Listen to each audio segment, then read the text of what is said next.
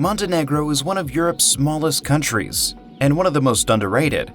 It's got a medieval coastline, a fjord-like bay that stops people in their tracks, and a mountain interior that most visitors never even make it to, all packed into a country barely the size of Connecticut. Welcome to Optimized Travel Destinations. My name is Caleb, and I am part of the OptimizedTravel.com team. We help travelers plan amazing trips through our concierge service, and our team has put together the absolute best places Montenegro has to offer. These are the 10 best places to visit in Montenegro. Let's get started. Most people drive straight past Herceg Novi on their way to Kotor. Don't do that. It's right at the entrance to the bay, barely 20 minutes from the Croatian border. Most visitors treat it as a drive-through, but it's so much more. The town climbs up a steep hillside in layers, stone steps, flower-covered walls, a fortress called the Kanli Kula at the top, with views across the bay that are genuinely hard to believe. Down in the old town, there are cafes and restaurants that get a fraction of the crowds you'll find 30 kilometers down the road. Bougainvillea in summer turns every wall orange, and it's one of the most flower-covered towns in the Balkans. My favorite part is the seafront at sunset. The light on the bay, the mountains turning purple behind it. You'll want to just sit there for hours. I'd say to go between May and September. Most people do a half day, but it's worth staying overnight. Once the day trippers leave, it's a completely different place. Budva has a reputation: party town, beach resort, and not for serious travelers. Then people actually walk into the old town and immediately feel silly for almost skipping it. It's about 25 kilometers south of Kotor. The old town is a small walled peninsula that juts into the sea, compact enough to walk in 20 minutes. Every corner turns up something worth lingering for. A church you weren't expecting, a terrace with views straight across the water. The Citadella at the tip has a rooftop lookout with the whole bay laid out below it. South of the walls, the Riviera stretches through a string of coves, like Mogren and Yaz, each one a bit different from the last. I think the old town is way more interesting than the beach. The crowds are mostly south of the walls, but inside, it's calm. Come in May, June, or September, as the old town is worth at least one evening regardless of season. You'll see for yourself that the light on the stone walls at night is something else.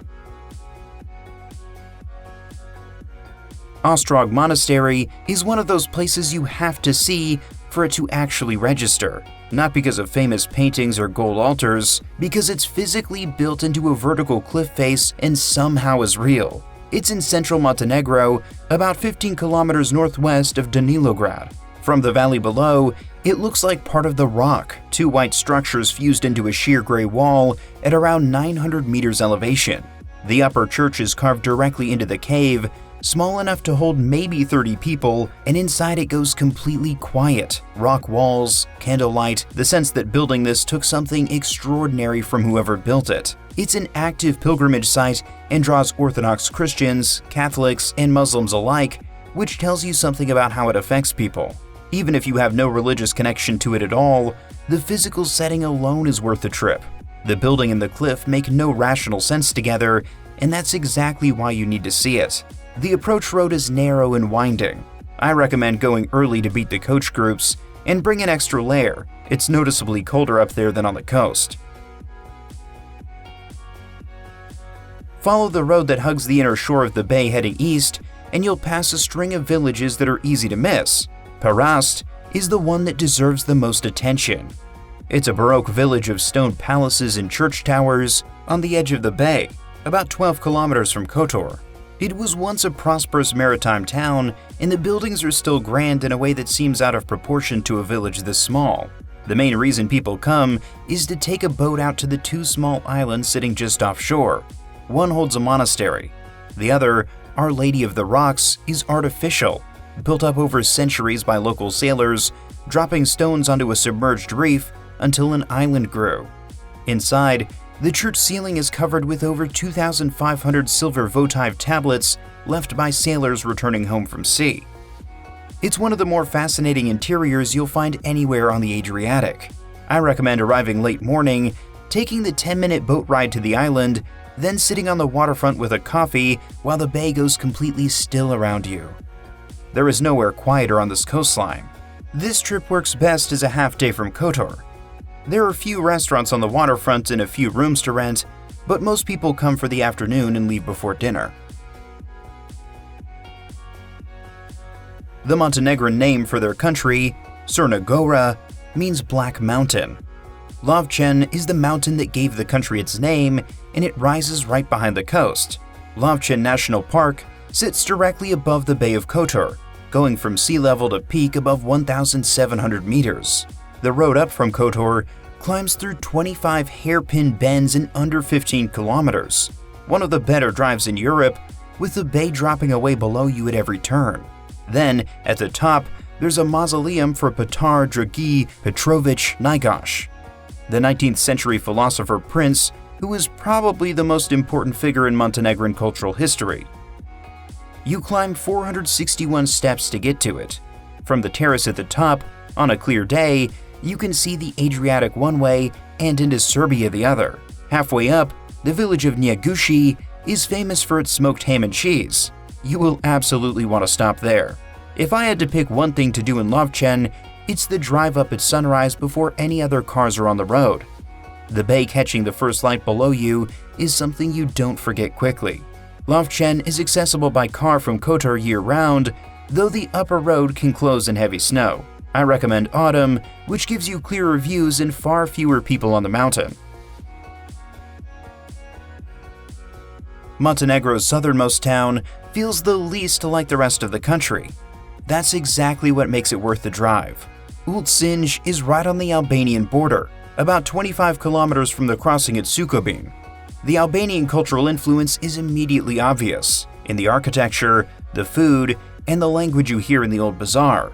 The old town sits on a rocky clifftop above the sea. The medieval citadel there has served as a fortress, a prison, and even a harem at different points in its history, and the views across the coast are among the most dramatic in the country. Below it, Velika Plaža, the Great Beach, stretches for 12 kilometers of dark sand, mostly undeveloped. To the north, the Ulcinj saltworks attract flamingos and migratory birds from across the region. It's a surprisingly good wildlife destination. Ulcinj feels like a different country from Kotor, not just geographically, but in the whole character of the place. That's what makes it worth the drive. I'd say it's best between June and September. Book accommodation well ahead for July and August. It fills up with visitors from Kosovo and Albania who know this place well. Most people come to Montenegro for the coast. The north of the country is almost entirely off the tourist trail, and up there, the landscape is completely different. Durmitor National Park is in the northwest, centered on the town Žabljak at around 1,400 meters elevation. It's about 3 hours from the coast by road, and the contrast with the coast couldn't be more complete. The park itself has 18 glacial lakes and peaks above 2,500 meters. The Black Lake, Crno Jezero, is right at the edge of Žabljak, surrounded by old pines, with the mountain reflected in the water on calm mornings. The centerpiece, though, is the Tara River Canyon, the deepest gorge in Europe at 1,300 meters. Rafting the Tara is one of the most popular outdoor activities in the Balkans, and the canyon views from the rim trails are worth the trip on their own. I think the canyon rim walk at dawn, before the rafting groups arrive, is the real highlight.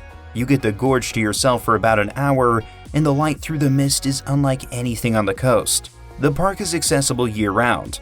Summer is great for rafting and hiking, winter for skiing. Allow at least 2 nights to do either properly. There's one image most people already have in their heads when they first hear about Montenegro.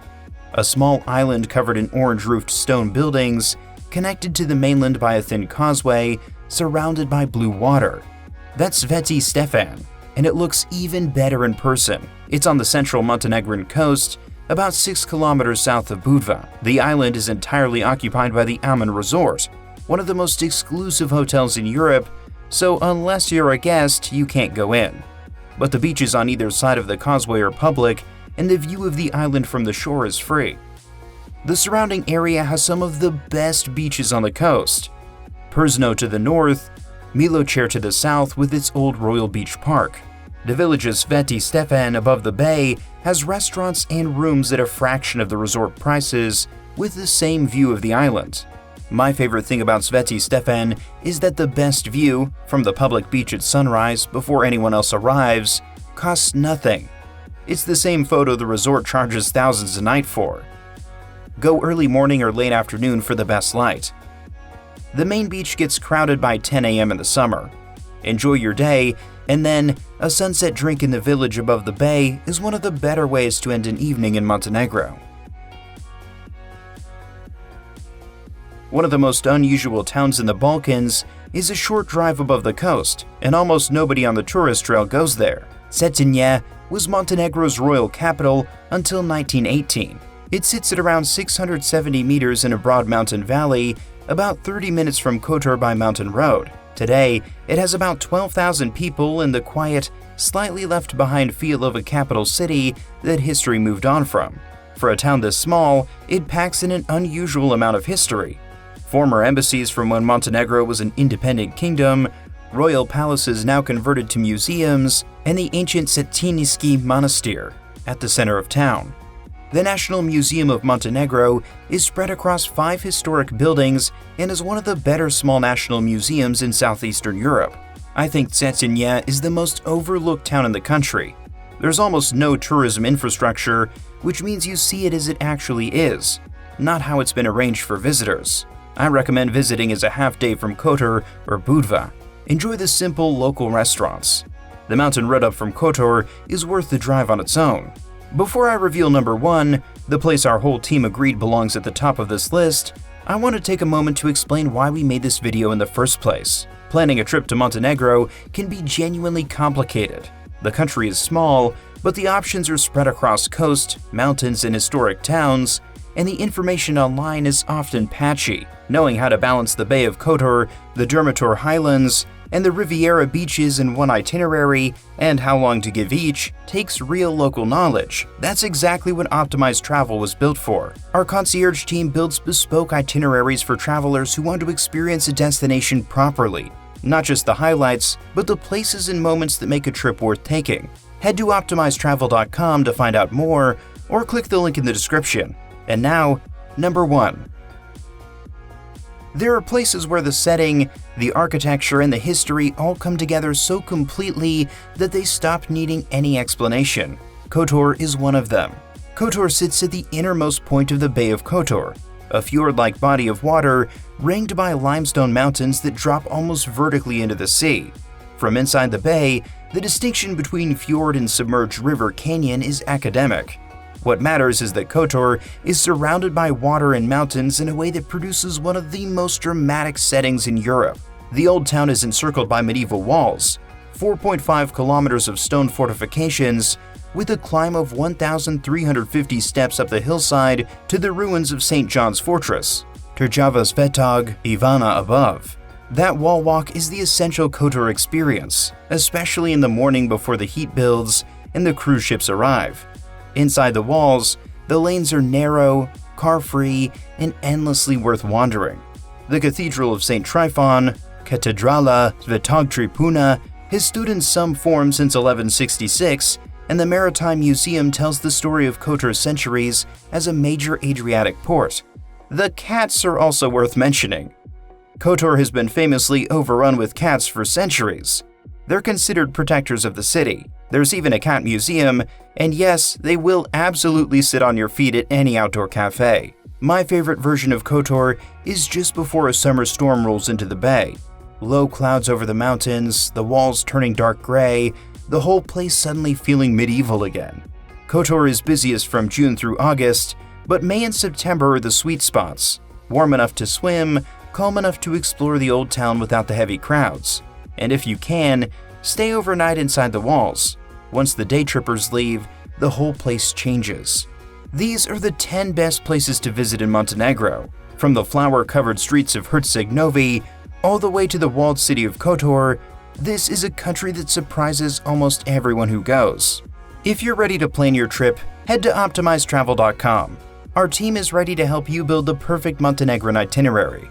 And let me know in the comments, Would you head straight for the Bay of Kotor or go inland to Durmitor first? Drop it below. We read every single one. If you found this helpful, don't forget to subscribe. We cover the world's best destinations every week, and we'd love to have you along for the ride.